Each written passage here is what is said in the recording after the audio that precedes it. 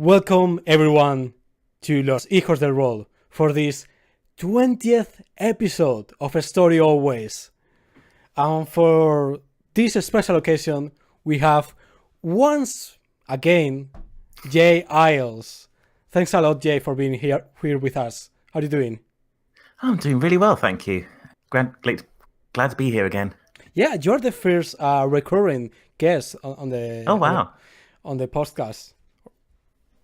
So yeah, we're very glad to have you. For those of you who don't know Jay, she is the founder of UFO Press. She's the designer or co-designer of Legacy Life Among the Ruins, Rhapsody of Blood, Harder They Fall, Wizards Aren't Gentlemen, Wave. She's a publisher of the Walls of Legacy books. She's a member of the UK Indie RPG League, and she publishes a lot of RPG content and small games through her Patreon. So lots of stuff. And today we're going to be talking, instead of about any particular game as we usually do here, we're going to be talking about indie RPG publishing in general, how things are right now, people should be worrying about, what the best things to have in mind, all that. So if you have any questions whatsoever about the whole process, about anything that comes to your mind, about anything that Jay says, feel free to ask them on the chat. I'll try to relay them to Jay. I think to begin with, we could start at the beginning. So if you could tell us a little bit, how was your experience publishing your first RPG? How did you learn the basics of what you were supposed to do? What mistakes did you made? What lessons did you learn? That kind of stuff. Okay, so I got into role-playing games at university, like I imagine many people do. I always wanted to play role-playing games as a teen, but couldn't find anyone to play them with. But at uni, I got involved with a bunch of role players, and one of the great things they did was what the society's main event was a LARP that ran every year, and it was a new LARP every year, made by new people, run by new GMs, and it created this whole attitude of game design that was really nice. I mean, and one of the nice things about LARP, and this is the sort of sense of 20 or 30 people gathered in a room discussing politics and, between sessions sending the GMs an email saying what they're up to in the downtime. What's great about that system, designing for that system, is it really gets you to the heart of role-playing, to interactions between people. And as a GM, it was a real sort of baptism of fire in some ways, especially having to run these games while I'm also meant to be revising for exams. But it really helped teach me, how to present meaningful choices to players, how to skip to the fun parts, how to give people plot lines that also become fun for other people to get involved in, and sort of what level of mechanical craft is fun and guides people's engagement with the game, and what level of it is just sort of getting in the way of stuff. So that was really cool. And as I was sort of getting started with that, I'd started, writing down various system bits here and there, various bits of homebrew for a mage campaign I was running, that sort of thing. But around the time I was finishing university, I started getting involved with design competitions. So these are ones where it's like, over the course of this month, each of you is going to design a dungeon, and the best one gets $10 on Drive-Thru-RPG or that sort of thing. So I kept, entering these and getting better at them thanks to the feedback and such, until eventually there was one which was design a Powered by the Apocalypse hack in a month. And I went into that with some ideas I'd tossed around about playing stories over generations and building histories and that sort of thing. And by the end of the month, I had what was essentially the skeleton for Legacy, Life Among the Ruins, which came second in that competition. And I got my $10 from DriveThru, and I used that to buy some stock art there. And then used that to make a kind of shonky looking PDF. I made that in PowerPoint, I think. Yeah. Okay. But then I put that online, pay what you want, so people could sort of give it a go and see what they liked and that sort of thing, give me feedback. And yeah, so I made a small thing, which was Legacy. And when people said that was good, I sort of built on that to make a bigger thing, which was the playtest version of it. I guess what the cool kids are calling an ash can these days. And the sales from that, enabled me to get the bigger version to look prettier, so that I could have something that I could take to people on Kickstarter. And I kickstarted that, and that enabled me to hire proper artists. And, I just kept snowballing from there, really. So, yeah.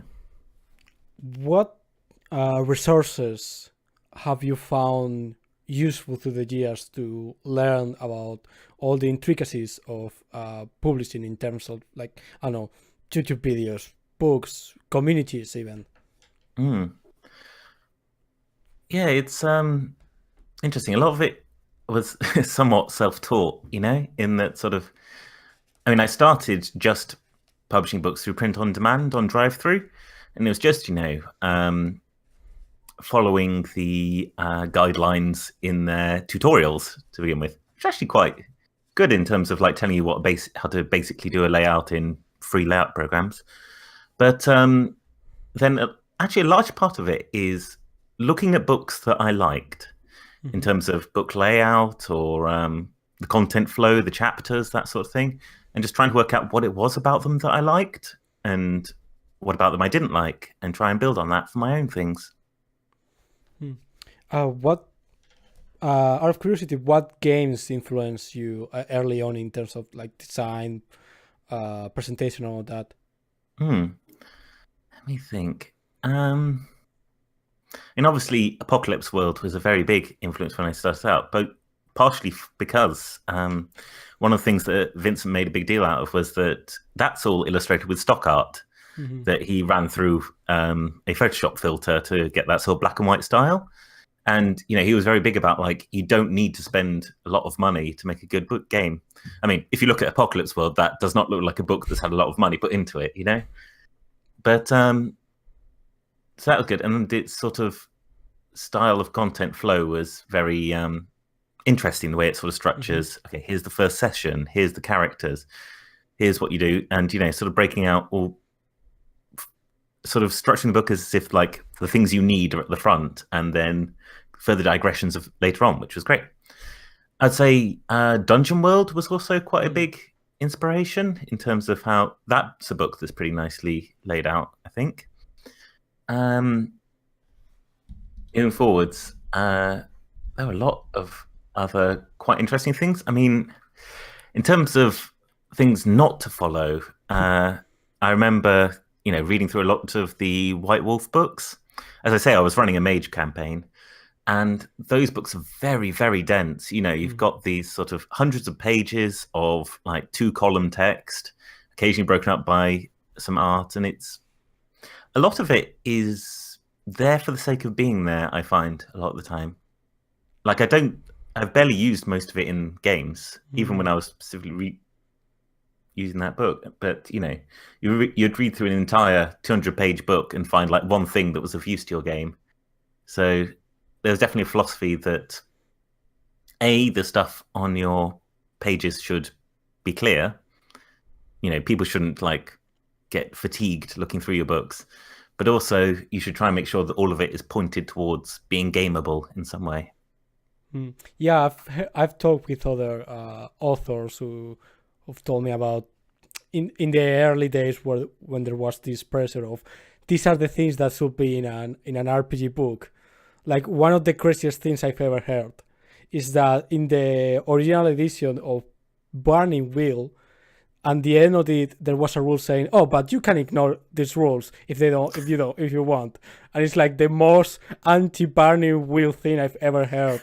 And it was just there because someone told Luke that he should put it there. Wait, you're saying that Luke took a recommendation to adjust his rules? Yeah, I think he learned from that.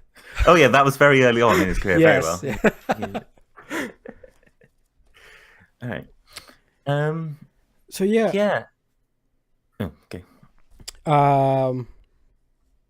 So talking about the development of the game and how it interacts with the development of the book and the publishing process, at what point do you think an author should start thinking about all those things, like the layout, the physical format of the book, how it's going to promote it, all those things in the development process of the game, the itself? It's an interesting one. I think that you should probably have an idea of how big a project this is when you're starting out. And like for me, I have a few different sort of scales. I have, a one-page game. If it's a concept that I think is going to be fun to try out, but I don't want to invest too much in, and I'm not sure could support, many sessions. I have the sort of pamphlet-size game, about like 20 pages or so, for something that I think you could probably return to again and again. It'd be quite fun each time, but, And then you've got, the bigger games of like 100, 200, 300 pages. I think it's important to think about how complex your game is going to be, because each, rule and mechanic and all that sort of thing that you put in there, you need to ensure you've devoted enough space to explaining it, to describing what it's meant to be there for, and all that sort of thing. I mean, with rules reference sheets, you could easily collapse something like, I don't know, D&D down into 8 pages, maybe. But that wouldn't teach you the game. That wouldn't teach you what everything there is meant to be. So when you're making a game, I think it's very important to work out the scope of it to begin with. Now, as for layout and that sort of thing, I don't think you need to worry about the layout of the book until you're pretty late on, until, the text is mostly complete. But the character sheet is something that you should be thinking about very quickly, I think.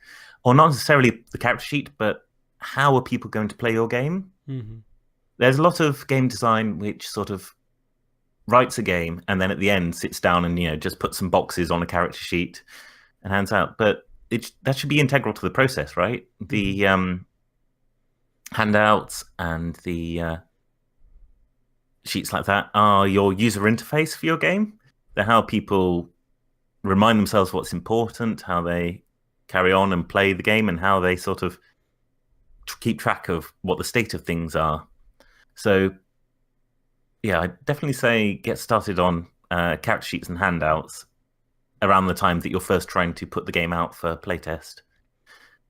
Yeah, I've definitely seen some authors like John Harper, who directly develops the game on the character sheet first, and then everything else, which is interesting.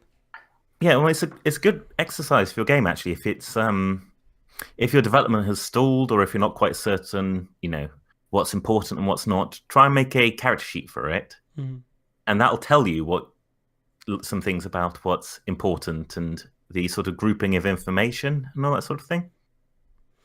And in terms of the writing of the book, there's, as you said, there's the purely mechanical stuff that could be put in a reference sheet, and then the explaining of the game. At what point do you think you should start doing both at the same time? Do you think it's better to start with the mechanics and then later on worry about the explanations? Yeah, so I definitely start with the mechanics because that's the sort of skeleton that everything needs to be built on in some ways. I need to work out... I mean, actually, that's a lie. I start with the principles of the game, with the idea of, what is this game about? What is it trying to do? How does it help you do that, etc.? So try and get those down on paper first. Your sort of guiding lights, your general ideas for what the game is going to be, and then you can work towards, well, however the mood takes you, really. I mean, it's easy to be sort of very prescriptive about these things, but to be honest, I'll often just sort of write whatever I'm in the mood for that day, whether that's, flavor text or sort of just sort of guidance text or mechanics. I mean, I'm helped in this by, writing Apocalypse World stuff, so it's all sort of flows from the fiction to the mechanics and back again. But yeah, I think it's definitely a good idea to have an idea of what you want the game to do, and then write how it does that, and then write something explaining how it does that to people. Because one of the big secrets about role-playing games is that you can write whatever rules you like, but it's the rules that the group uses at the table that's important, and the ends that they use them towards. And so you need to tell those people what the rules are meant to be doing and what end they're meant to be directing them towards, if that makes sense. Yeah, absolutely. And then you're most of the way there. I mean, to be honest, a large part of what made World of Darkness games work in the 90s, I'd say, is that they were very good at communicating to people what games were meant to be like, even if the rules didn't really support that very much. Because if you've got, people together on the same page creatively, they'll very much be able to sort of paper over mechanics problems. Yeah, absolutely. I mean, you've heard people say like, "Oh, we had a really great session, right? It was really intense, lots of talking, lots of drama, and we never rolled dice once." And it's like, yeah. Every time I hear that, I die a little bit inside. But yeah, that really demonstrates the power of a shared creative agenda, right? As like that's Ron Edwards' thing, right? Yeah. He calls it the color or something like that, and he's really interested in how you transmit that color to the players and that kind of stuff. I think Vincent Baker has this idea of the central question or the premise or something like that, which is what are the players playing to find out in this game that drives everything else.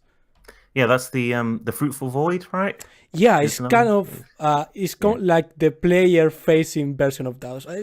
I don't know. He changes terminology. He has many phrases and concepts. And if you ask him, he's like, "Yeah, it doesn't matter which one you use. They're all the same. Who cares?"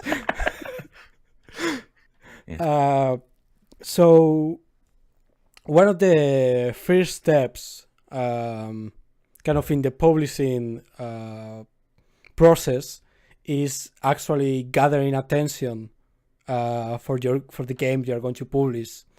Yeah. So what are the things you have tried? What has worked best? What ideas? How do you gather people's attention? I think it's quite a bit different these days than it was like 5 years ago when I first started publishing stuff.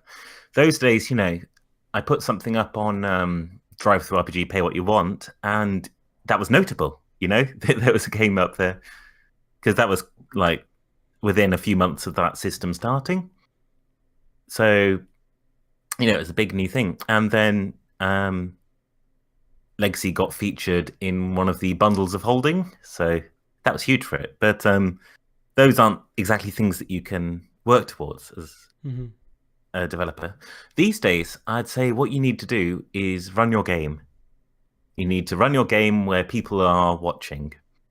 So online spaces, Twitch streams, conventions, that sort of thing. You need to get your game in front. Well, it's not so much get your game in front of people, but get people playing your game and describing it to other people, because word of mouth is stronger than anything else as a game designer. And like, nobody's going to run your game if you're not running your game. Yeah, that's something. That was one of the reasons of why I wanted to bring you for this talk specifically, because I think you kind of do a lot of this in building a online persona with actual plays, the podcast, and all those kind of things that I think my impression is these days are almost obligatory for an independent author. Yeah, I feel like that's the case. I mean, like you were in our online actual playtest of the second edition. Yeah. Mm. Um, I think you can get by without it, but it's a Mm-hmm. real cost that you're making. Um, to get by without that, you need like a really strong premise, and actually, to be honest, you need great art. Mm. I mean, that's the thing is you need all of this that we're talking about is ways of grabbing people's attention and lodging in their mind, so that when they later see your game mentioned, they think, "Oh, I know that one." And then they have a bit of an idea of what it is. Maybe they'll pick it up later. Maybe they'll just sort of be more interested in other people talking about it. But like when you're bringing a game to, I don't know, Kickstarter Mm. or any other sort of market, you need to have people at least somewhat aware of what it is, or you need a pitch that just like really blows it out of the water. Because the market's so huge these days. It's really Yeah. impressive.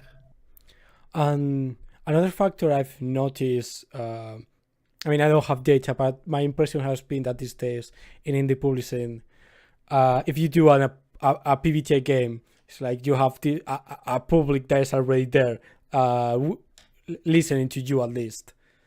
If you don't have, and if you don't do that, well, you have to kind of. It's another thing that you don't have. Hmm. I think also, I mean, you can get it done if you also have something that's really interesting that nobody else is really doing. Mm. Like, there's that Iron Sworn game, Yeah, yeah. the single player PBTA thing. Well, possibly single player, and like, I don't think I've ever seen the person who made that run it, and I don't think they've kickstarted it either. No. I think they've literally just put it up on drive-through, and just word of mouth has snowballed with that because it's doing something that people aren't doing otherwise. Yeah, and the text of the game was available for free since the beginning, and it still is. What costs you money is the physical edition, but all the digital files are free. That's really, really cool. It sort of chimes with something that the Stars Without Number guy, Kevin Crawford, Yeah. is saying. And he's a really good example of someone who's, making it work on the indie sphere. Yeah. But, what he does is he gives away the basic version of the rules, everything you need to play, but no art for free. And then you just pay to get the more luxurious version. And he chucks on some rules appendices to that to make it worth your while. And I think that's a really cool structure.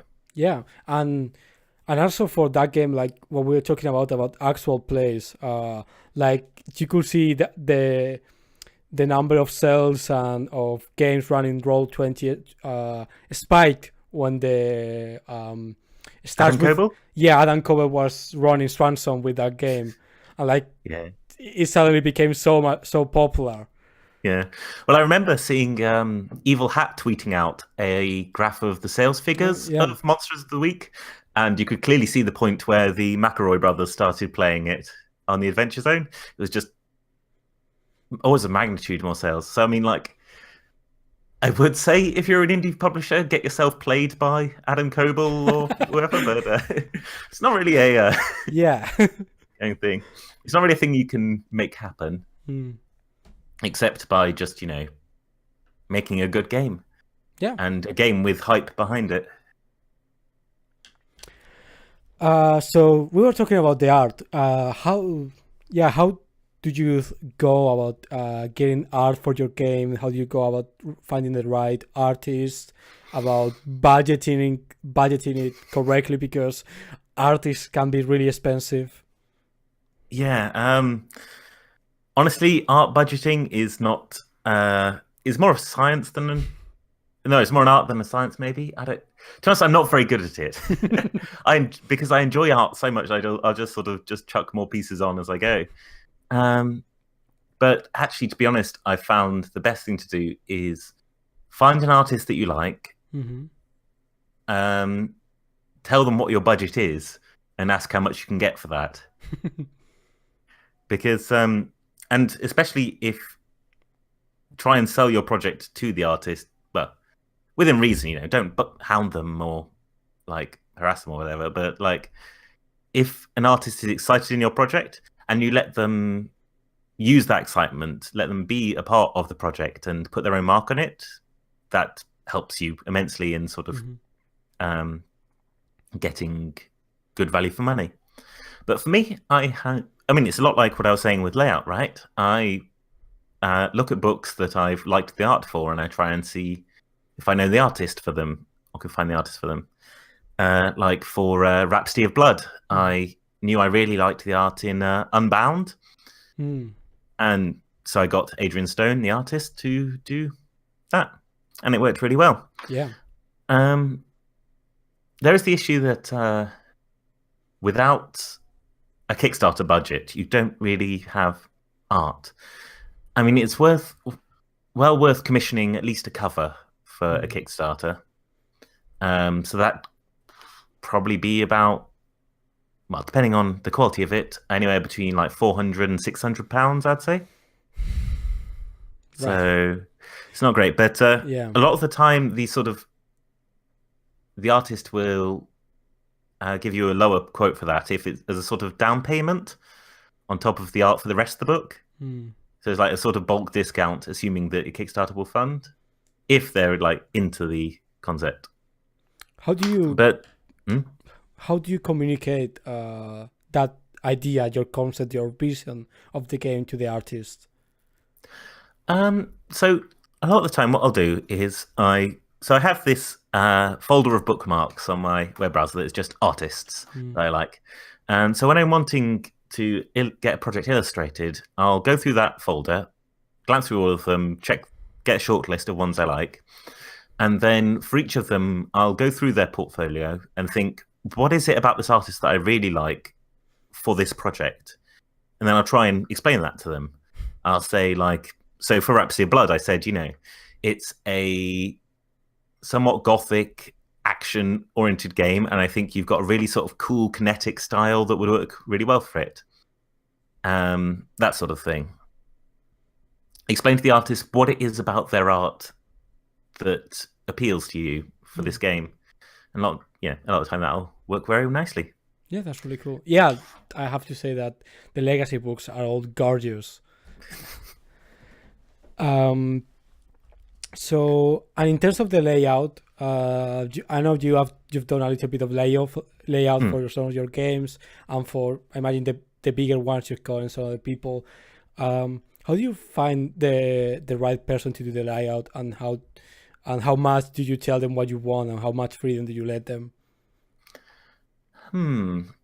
So, of the main layout Legacy books, the core book is the only one that someone else did. So that was Ollie Jeffrey, who illustrated a lot of the code, who did layout for the codexes for the Gauntlet. And it was mostly that I really liked the layout he'd done for the Glitch City quick start that the Veil put out. Oh, yeah. He did a really cool layout for that. And so I got in touch with him and said, you know, hey, would you be interested in doing layout for this? You know, what sort of quote would you want for that? And yeah, I showed him some books that I would quite like to look like. So the layout for Legacy Second Edition was quite influenced by Tales from the Loop, one thing, because that is a really beautiful book. So I was thinking, you know, sort of, I want quite thick and obvious sort of side pages, not sidebars on the page, telling you where you are to help you navigate. I want otherwise a quite clean layout with lots of white space, that sort of thing. But to be honest, building that sort of language in your that vocabulary as a designer is really important. There's a particular reference book I really found a lot of use from called, I think it's the Non-Designer's Design Book or something like that. Let me just look it up. Yeah, the Non-Designer's Design Book by Robin Williams. And that was that wasn't written for RPGs, of course. It was written for just layout in general, but it just tells you absolutely everything you need to know about putting a book together. Basic rules of how text looks next to each other, how to use images properly, that sort of thing. So yeah, that's a pro look for the a pro click for any sort of designers looking for inspiration. And had you done any kind of design work before working on your games in terms of the layout? Let me think. Mostly just laying out documents for papers, for PowerPoint presentations, for my thesis, that sort of stuff. So not really. Again, very much sort of learning as you go sort of thing. Would you recommend people to give it a try? Learning Yeah, I think so. I mean, the thing is, as long as you don't go wild, you can always just sort of start with what looks quite basic, just sort of text on a white background, and learn from there. I mean, the thing is that anything really looks better than Google Drive documents. And, if you can get a bit further than that, then great. I mean, though I will say, actually, if you're writing D&D content, there's a fantastic site called The Home Brewery, I think, which you just paste the text in and it'll format it so it looks like identical to a 5th edition book. I mean, you need to tell it what bit of text is a header, which bit is in bold, all that sort of thing. But it just sort of auto-formats it in an excellent sort of way. So maybe not them. But if you are making your own stuff, it's worth a shot. I mean, the cost of the software is the main thing. So I'm lucky enough to be able to get access to Adobe Creative Cloud, which gets you the whole suite of programs, including InDesign. But without that, you're mostly stuck with, Scribus, which is not great at all. Or, Word or PowerPoint, which is just, gosh. Although there is a program being made at the moment called Affinity Publisher, I think, which is in beta, which means it's free. So that might be people worth a look if they want just something they can grab and just play with. I mean, it's not really, as I say, it's in beta, so it's not really good for making professional final things where it would matter if the project crashed and lost all your data. But it's always worth a shot to give it a try and see if it's something you're good at. Because one of your key things as an indie designer to make it feasible is try and get as many skills as you can that you don't have to pay people for. If you can write and lay out and design and commission art and all that sort of thing, that's money you're saving. Though, of course, there are some things that you can never do yourself, like editing or, So, since you're mentioning that, what would be your normal editing process for a game you're doing? So normally, once the text is written, I fire it off to an editor. Assuming this is so for big projects like Legacy or what have you, I run that through an editor after the text is written. She gets back to me with her comments, her suggestions, and for editing really isn't about checking typos or that sort of thing. I mean, it does that as well, hopefully, but that's the sort of thing that your word processing suite can do. It's more like saying, so for my editor, Rebecca Curran, she's been very good at saying things like, this power seems a bit out of whack with the other powers, a bit overpowered. Do you want to adjust it a little? Or these people have 3 options here, whereas everyone else has 6. Was that intentional? All that sort of thing. So it's really getting a second person to have a look at your text. And that's really cool. So she gets back to me with a Word doc of the text that's been edited. I then put that in the layout. And then after it's been through layout, I send it to her again.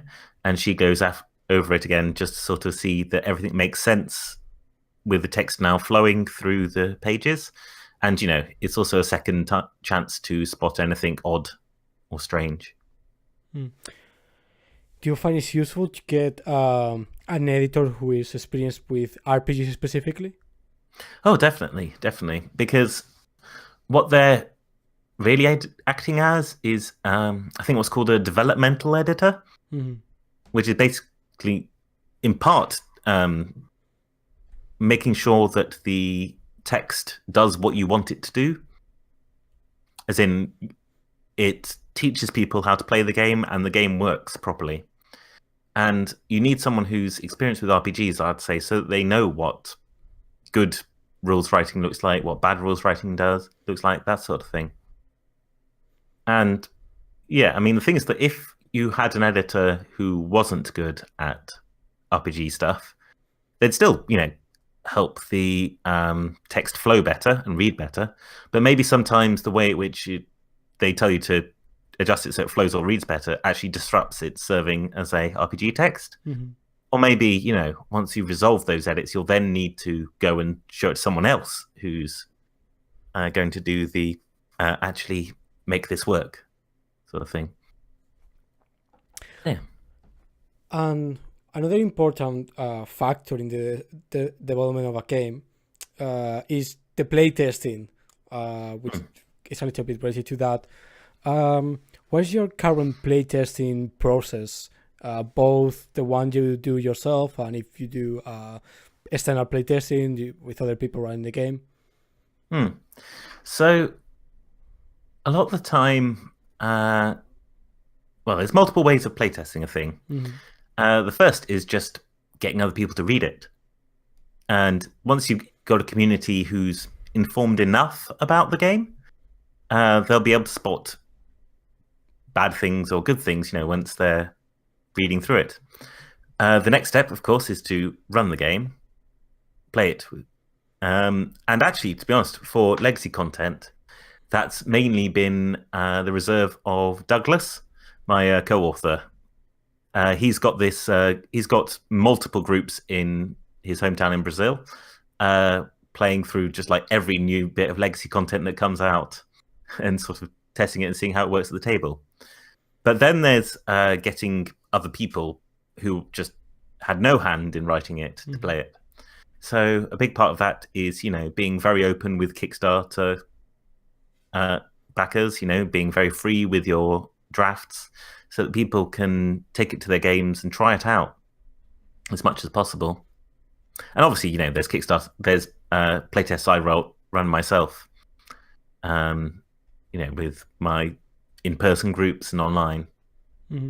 That's always really useful. How do you go about collecting feedback, both for things you realize yourself and getting feedback from the players? Yeah. So there are some really good techniques for that. There's, in particular, the Roses and Thorns one that I've first saw being used on the Gauntlet. It's a really good way of structuring it, because it means that everyone has to say one thing they didn't like and one thing they did like, which removes the pressure from people to be sort of polite and say, oh, it was great. And it also stops the end of a play session, which is a very stressful time for a GM playtesting something that they've made. It stops that session from being a sort of laundry list of all the ways it sucked, because they have to pepper in, things that it did really well as well. And that sort of thing is very important in keeping it running, I think, in keeping the motivation up. So I would say some sort of structured way of getting feedback is excellent. The other good way of getting use out of playtests is just listening to them. So, like, things like the actual play recordings that were done of Legacy when that was in playtest, run by people other than me, was really interesting to listen to and also incredibly painful. Like, I remember listening to the Gauntlet again, making characters for Legacy and just thinking, oh, that's not how it's meant to be done, which means I need to revise that and all that sort of thing. And, ways in which it just wasn't clear what the intention was.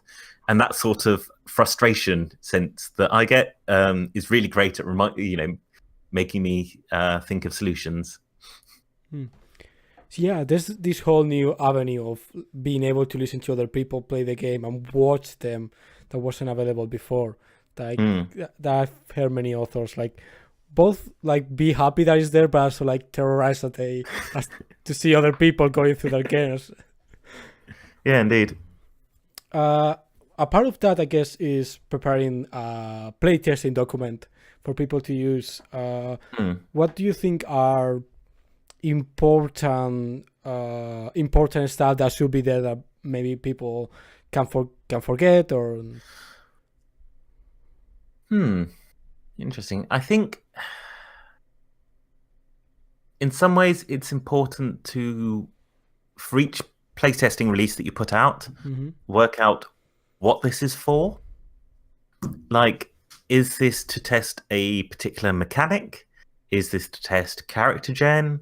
Is this to test just people's ability to learn the rules and run it? So for your playtesting document, it might be that you just want to test out the mechanics. So you give the group pre-gens and you give the group a starting scenario, just so that they know what they're focused on. Other times, you might want to just let them go free and see what they enjoyed. So one thing that people sometimes forget in their playtesting documents, which I know I've been guilty of, is telling people what the goal of the playtest is. I think other things is it's good to have just a sort of, if there are bits of the game which are incomplete, if there are bits of the game which you haven't even, started writing, like advancement or what have you, it's fine to still put a sort of skeleton of that into the playtest. Just do a header and say underneath it, this isn't written yet, but when it is, I'd like advancement to reward daring action and behavior or that sort of thing. Just so people, get a sense of where you're going with the game, and that helps them play it out.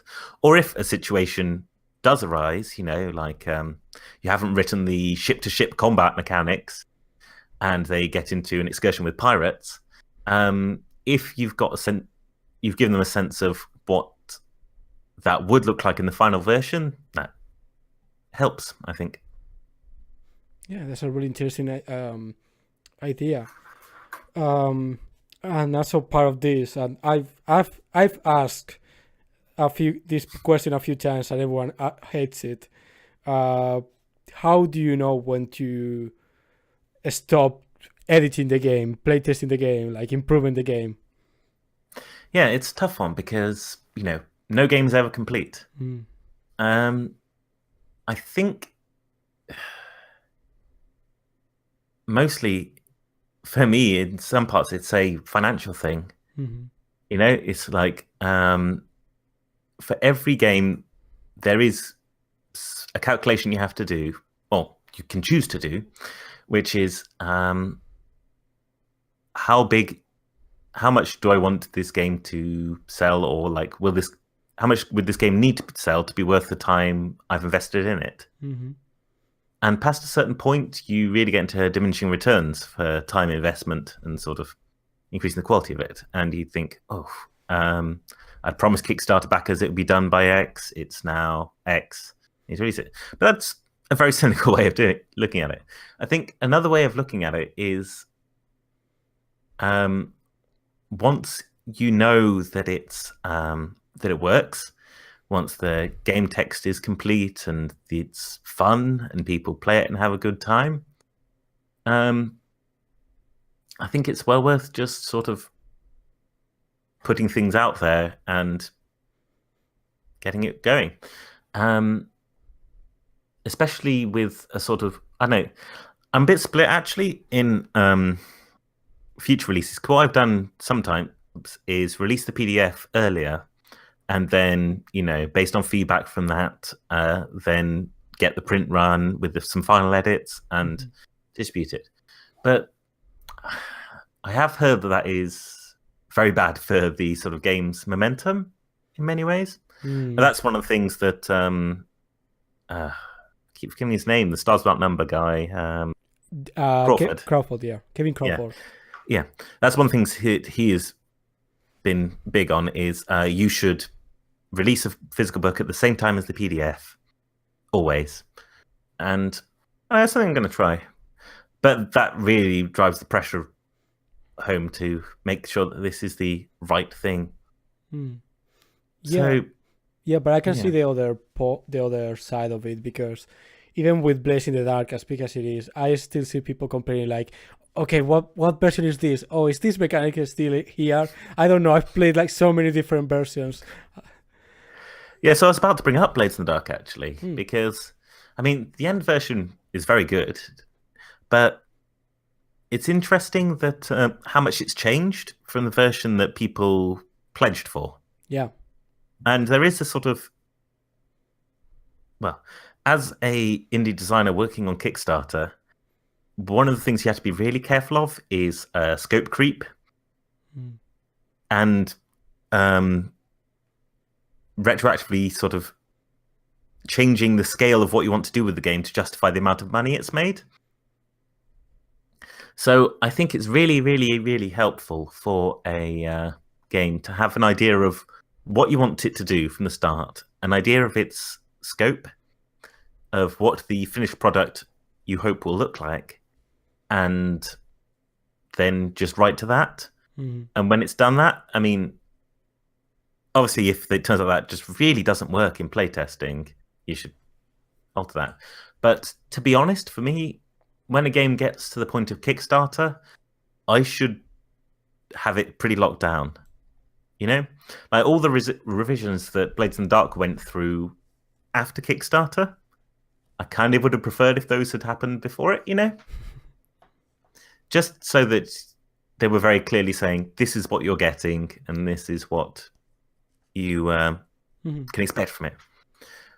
I mean, I'm aware that not everyone has, you know, resources to develop the game before that, and that's fine. You know, if your Kickstarter pitch is just, here's what the game will look like, here are some sample mechanics, and I hope it'll be like this, but I need these funds to do all this. That's all right, but you still need a sense of what the game will look like in the end, I think. Yeah. I guess it's also a factor of how much trust people have already in you and your ability to deliver the game eventually, which John Harper at the time was able to leverage, even if understandably many people end up being pissed off. Most of them were like, he'll do it when he does it. We don't care, whatever. But yeah, there's a trust. You have to get to a certain point to be able to do that. Yeah, for sure. So yeah, I think it's once you have an idea of what you want the game to be, it's then easier to say, this does that now, onto the next project. And I think managing expectations for your customers is really important for that as well. So now that we're getting closer to the Kickstarter part of things, let's talk about Kickstarters. Okay. You've done 4 by now, I think. Yes, 4. Yes, 4. How do you do a good Kickstarter? So, I mean, a lot of that is what I was talking about before. Have a clear idea of what the project is. Have a clear idea of what backers should expect from it, and have a clear idea of how long that'll take you to deliver. But I think the most important thing is your pitch. You know, you need to tell people what this is and why they should be interested in it.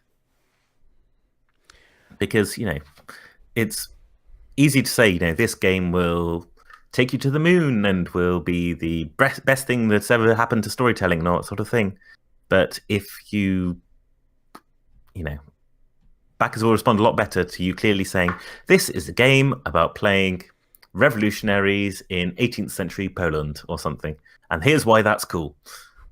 I mean, before Night Witches came to Kickstarter, for example, I think Very few people knew about that fighter regiment, especially bomber regiment. Sorry, especially in the nerd sphere. Yeah. But they very, very clearly sold. Here is what's interesting about this, and here's why we're making a game about it. And also, here's some cool art and graphic design. Yeah. Which you're always going to get with a bully pulpit game. Yeah, but there was definitely a factor of people realizing, oh, I've wanted this my whole life and I didn't know about it. Yeah, exactly. So, I mean, that's the thing is, as a game designer, if you can't answer that question, like, why do people need to play your game? There's a good chance it won't do so well on Kickstarter. Yeah, and I think that's even part of the design process. Like, to be for a group to be able to successfully play a game, they have to understand why they are playing it. Yeah, definitely. Aside from that, I mean, you need to cost your Kickstarter well.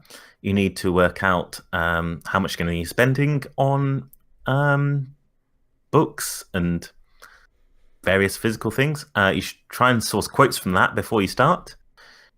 You should generally you should always set your goal such that if you hit your goal, it would be good.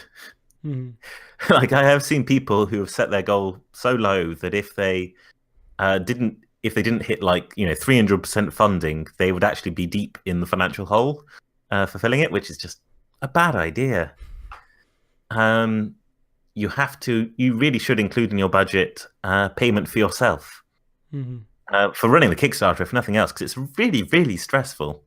I mean, I think sometimes people don't realize quite what they're getting into running a Kickstarter, because those 30 days or however are just incredibly tense.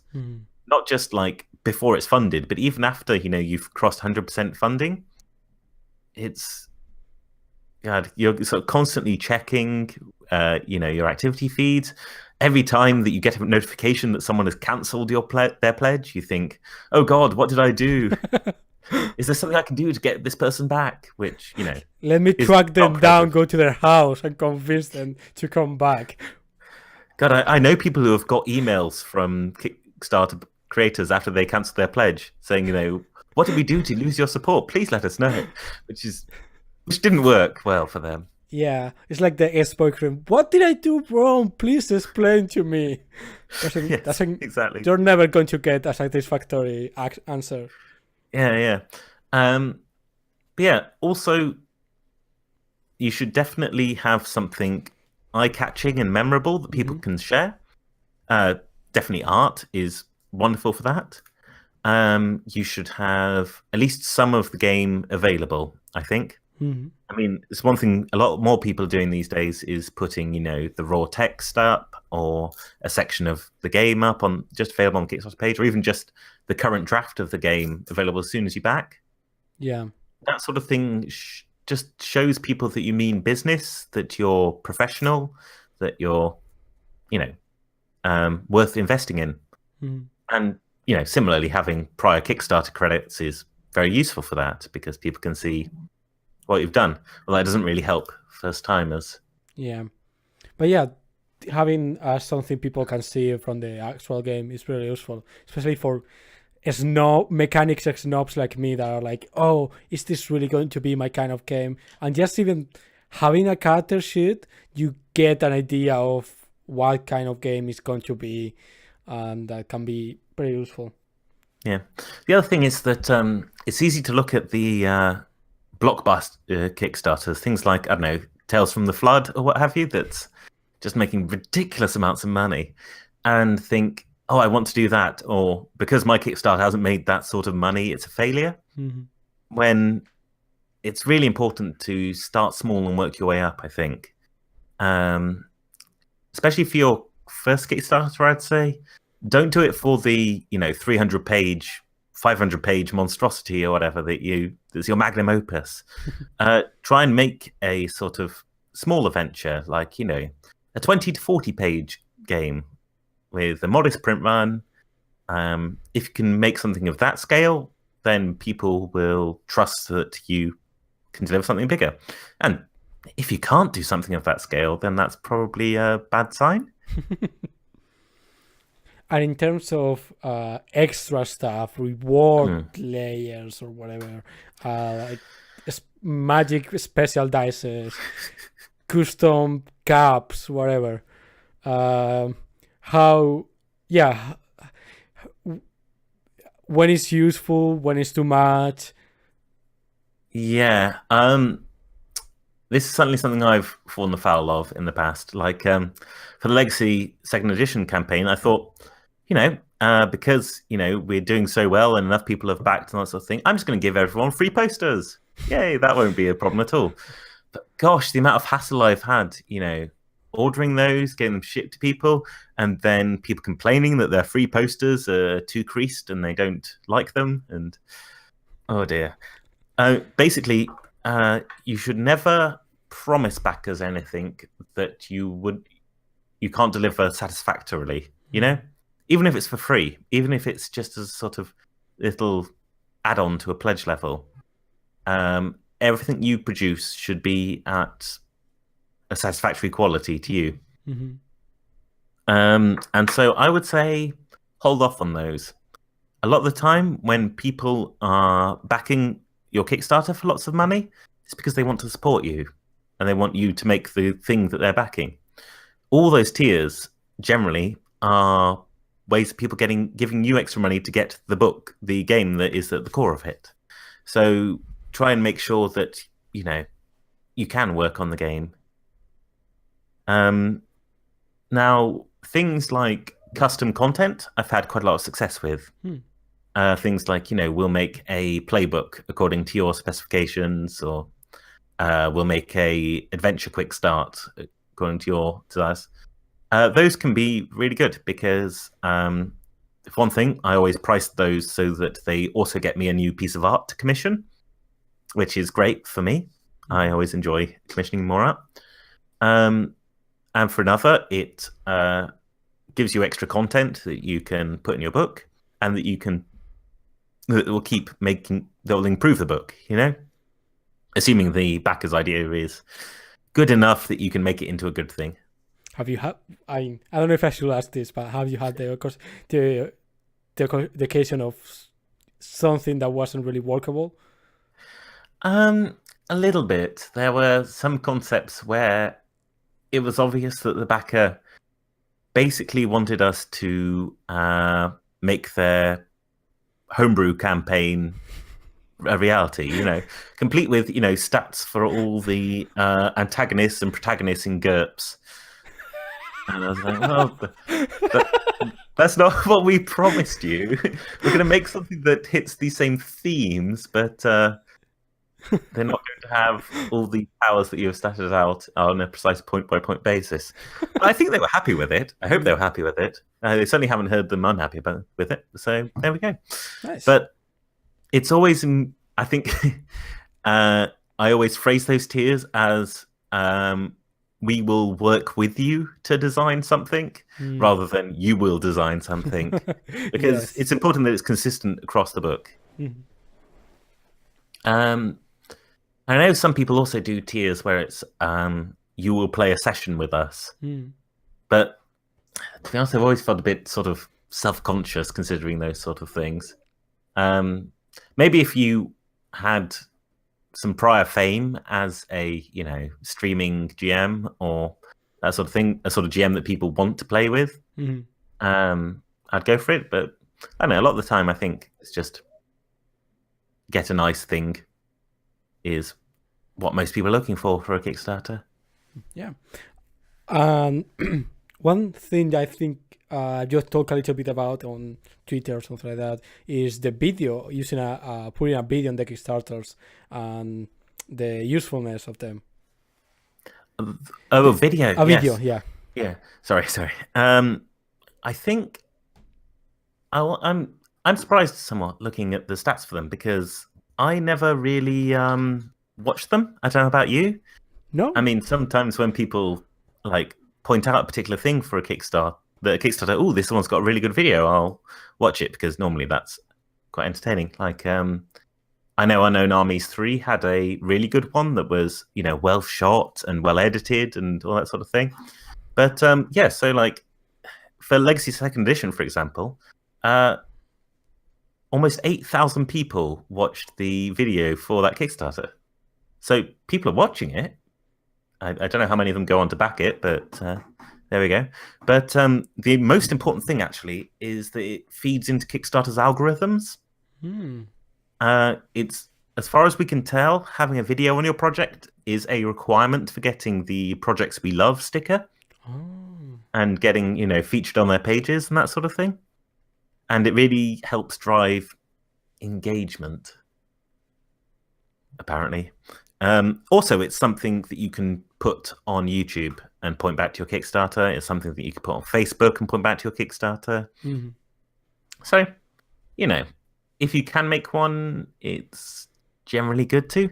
And it doesn't need to be long. It can just be like a couple of minutes of you explaining the premise of the game and why people should be interested in it, as a voiceover over like your art, if you have it, or pages of the book or video of people playing the games.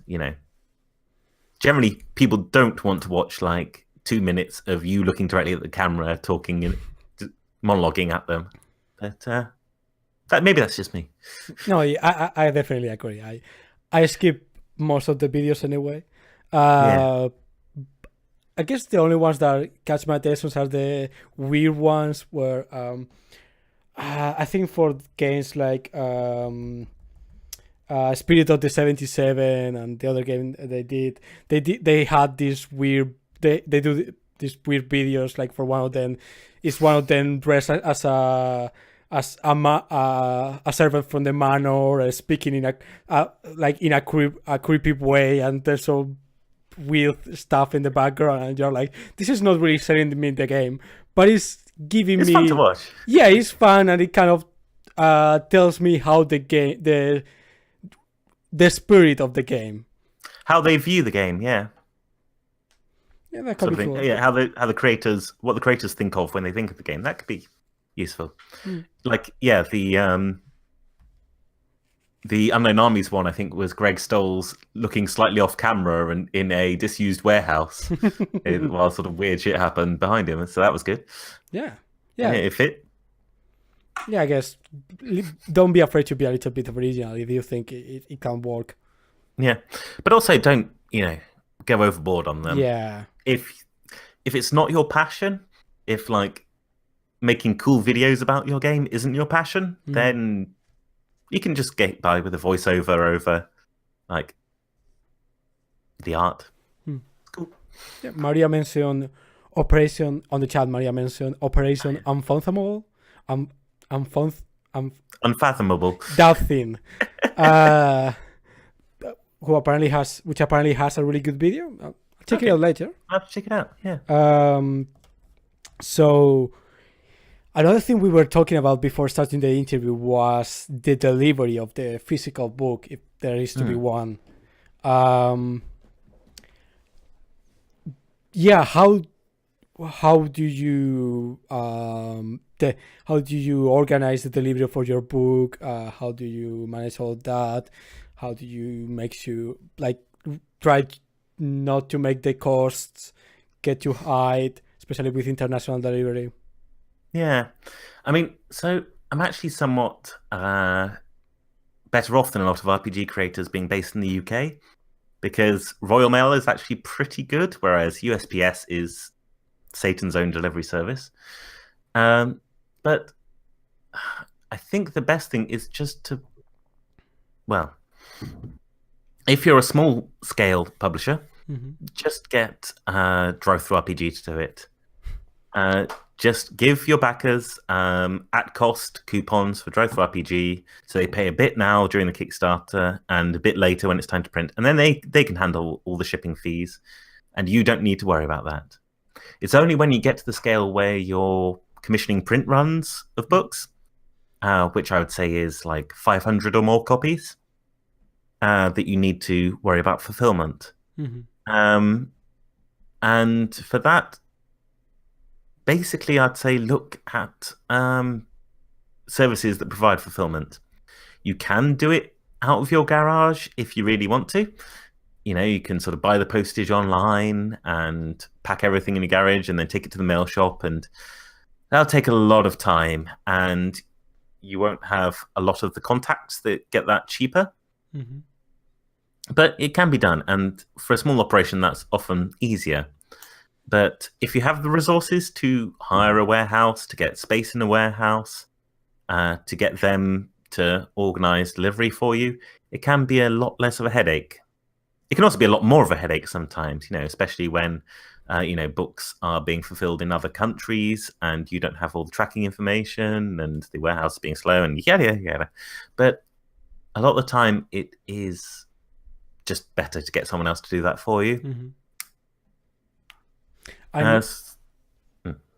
And in terms of printers, when you don't want to use something like drive-through RPG and you prefer like a proper printing, how do you go about finding the right printing company that is going to be right for your size, for your resources, and how is the communication with them?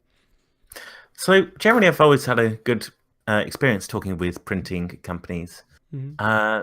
There are a bunch of them around. So I was pointed to the one I used for Legacy by Modifius, because they have a bunch of contacts everywhere, and pointed me to the one that I liked best, the one that was best suited. So that was with Livonia in Latvia. But there are all sorts. Like, I know that a lot of indie games are printed at Kraken Press in America. Mm-hmm.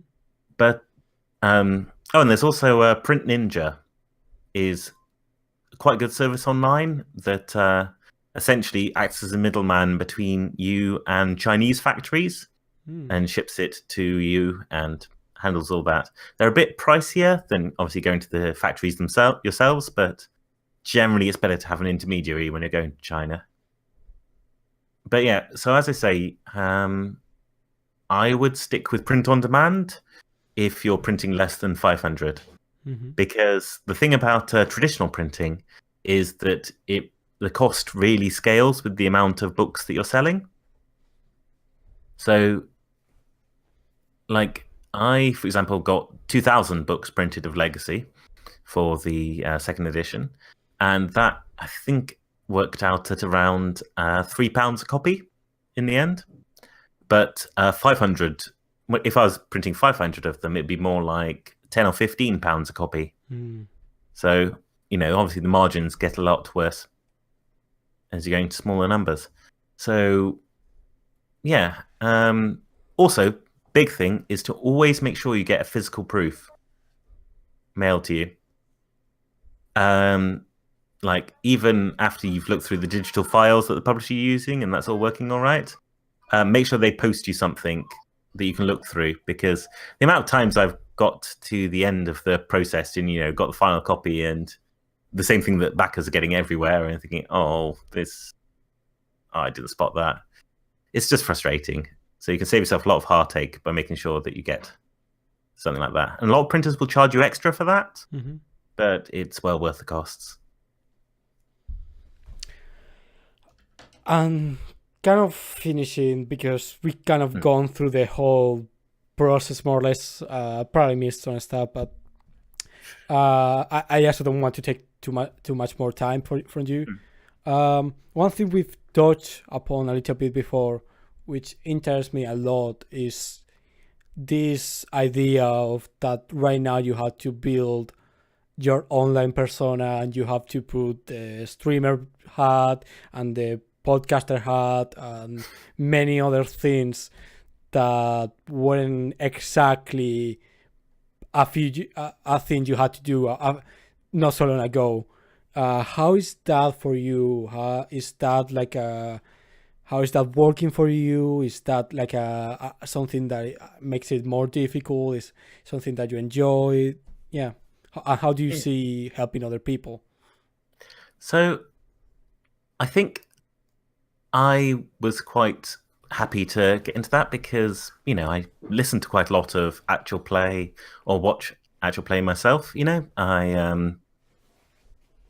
was a big fan of a lot of that. So actually, the main reason I got into sort of making podcasts of Legacy and that sort of thing is because I wanted to try out what it was like to make one, what sort of ways a game is different when it's produced for an audience rather than just for the people at the table and that sort of thing.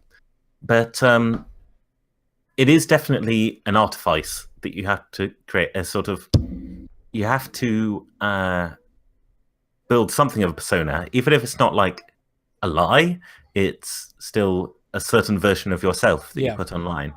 And it's really important as an indie designer, I think, to work out what your brand is, what your sort of style is, and sort of make sure you focus on that. Like, I'm in the UK Indie RPG League with people with lots of different personalities. But like, for example, Grant Howitt, he has a very particular sort of style, which is great. But that he's going to be bringing a certain energy whenever you're.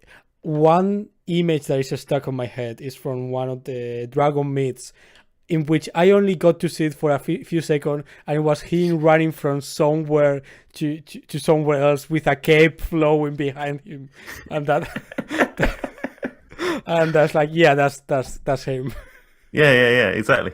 And that's working very well for him. You can see how his one-page RPG Patreon is going incredibly well because he has a certain aesthetic with his games and with his online persona that all works really well together. So, as a RPG designer, I think a person, if you want to go online, if you want to be a personality, you can do that. I mean, for me, I mostly just try and be like approachable. I try and be willing to answer questions and discuss honestly and openly game design processes, and that seemed to work for me. I don't try and sort of construct like I'm the cool one or the goth one or whatever, but just like it is important though as you get bigger to sort of be able to separate that from your day-to-day life and make sure that you block out time for this is when I am working, because it is work, tweeting and going on streams and that sort of thing, and this is when I'm relaxing. So yeah, I don't know. I don't know if there's anything useful in that, but yeah. Yeah, I think that it is. And I get the feeling it's just going to be more and more important as time goes on if the industry continues going in the direction it's going. Yeah, definitely. Last question, this time for real. What was some difficulty you found or some mistake you did in the development process, in the publishing process of a game? How did you approach solving it, and how did you solve it? Just because I like to get that side of the story, because we see this and it's like, oh, this is gorgeous, this was like fell from heaven and it was done and it was all perfect, but there's always a lot of interesting stories behind those kind of things. Okay, so I'd say one of the issues I had in putting together the Legacy Kickstarter rewards was art. I mean, obviously art was a high priority, but there was a real question we ran into when we had a particular artist was delivering great work when they did deliver the work, but time was ticking by and deadline was passing after deadline. And it was a real sort of question of like, at what point do we pull the plug and just sort of get someone else in? And at what point do we just keep waiting? And that was a real tough one. That was in large part, I essentially asked the printers, what's the absolute latest that these files can get to you for you to get us the books by a certain date? And then I queued up sort of stock art for the rest of the book. So ones that we could drop in if we hadn't had the final art by then. I told the artist in question this. And, so they were aware of the timescale. And then just sort of waited to see what happened. And in the end, we got a few more pieces than I think we would have got otherwise, and they're all of very high quality. And I used good stock out for the rest of it and managed to solve that in the end. Mm-hmm. But yeah, one thing I really learned from that is the importance of keeping deadlines, of giving people deadlines and telling them what will happen if they go over them, you know? Because a lot of the time, actually, that's a good piece of advice I'd give to indie RPG people, is you're never too small for a contract. Even if a contract is just something like, I'm going to do this for you, I'm going to do it by this date, and I'll get this much money in return. Like, those 3 sentences, and then both of you signing at the bottom is enough to be a contract. Mm-hmm. But you have to make sure that when someone is going to be doing work for you, work that you're going to be depending on, that there is common expectation of how long that'll take, when it'll arrive, and what will happen if it doesn't. Yeah, that makes a lot of sense, for sure. Yeah. So, I think this is going to be the end of the interview. So, thanks a lot, Jay, for being with us today. I think I've learned a lot. This is going to be useful for me, and I hope for all the people watching. And if you are interested in any of Jay's work, I've left the links on the chat. I'll leave the links on the YouTube description, and you can see all the amazing works he's done and that he's still doing. Especially, I don't think I've mentioned, but her Patreon, where you can support her and you'll get a lot of cool RPG material, a lot of small RPGs. So that's really cool as well. And yeah, so that's going to be that it for us. Thanks a lot, everyone, for being with us today. I hope to see you soon. The next interview next Sunday is not there isn't going to be an interview for the first time since the beginning of September, because the Gauntlet Con, but then Sunday after that, there's an interview already lined up. So be on the lookout on our social media, where you can find us in Twitter, in Google Plus, as long as it's alive. I know MeWe, if you are using that theme for some reason, but I'm there as well on Facebook. And as always, you can subscribe here on Twitch, on YouTube. Give us a like, share it around, and we'll appreciate it a lot. So thanks, everyone. I hope to see you soon. And as I always say, live long and prosper. May the force be with you. And until we see each other next time.